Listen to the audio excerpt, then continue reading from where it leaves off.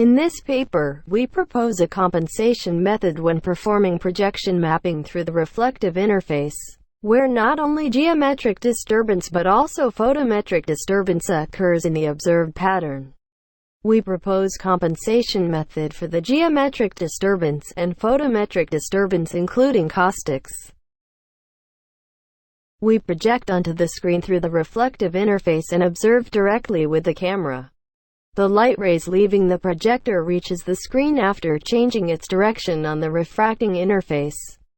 If the refraction surface is non-uniform, the change in the direction of the rays also becomes non-uniform, resulting in a non-rigid transformation of the pattern. At the same time, the density of the rays becomes non-uniform, thus, so is the intensity distribution on the screen, and it sometimes appears as caustics.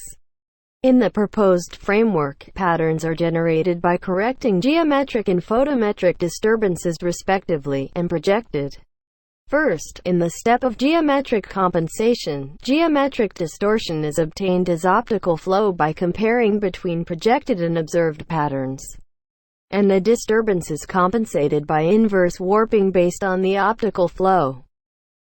We learn photometric disturbance using U-net CNN structure. Geometric distortion, free observation, optical flow describing the contribution from the neighbors of a pixel of interest, and the difference image between the target and the geometrically undistorted observed pattern. In the training, 3 cues are input to the network as a concatenated image, and the error between the output photometric compensated and the projected pattern is calculated as a loss. The compensated pattern is inferred by the same network, but the input geometric distortion-free observation is replaced by the target pattern. Note that this network does not need the ground truth of the compensated pattern. Finally, the compensated pattern is inverse warped by optical flow once again, and then projected. Thanks to optical flow that generalize the surface of the refractive interface, we can use the pre-trained network for our arbitrary surface.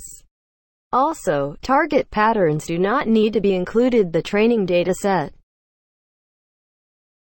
Simulation experiment. Observation, compensated pattern, and error with ground truth are shown. It can be seen that at each compensation step, the geometric disturbance and the photometric disturbance have been compensated respectively. Next, the experimental results in the real world are shown. The patterns are projected through a light bulb. The proposed compensation method is also effective in the real world. In addition to reducing caustics and enhancing brightness, the effect of sharpening was also observed, as seen with mandrill hair.